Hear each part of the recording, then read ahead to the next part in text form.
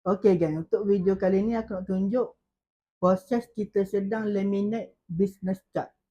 Okey, ni di belakang aku ni adalah proses kita tengah laminate business card. Okey, kalau anda nak tengok ni aku tunjuk secara lebih dekat cara proses dia.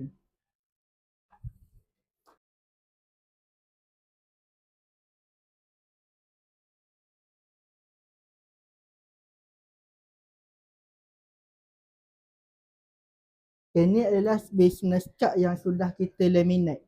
Kalau anda dapat lihat ni, yang ni laminate kita matte . Bila matte ni dia nampak lebih, kata dia tak nampak berkilat.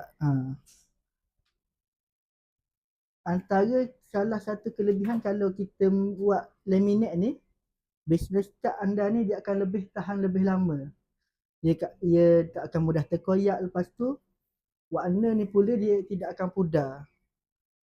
Jadi kalau anda nak buat business card untuk business anda boleh buat di Menteri Printing sekarang. Ciao.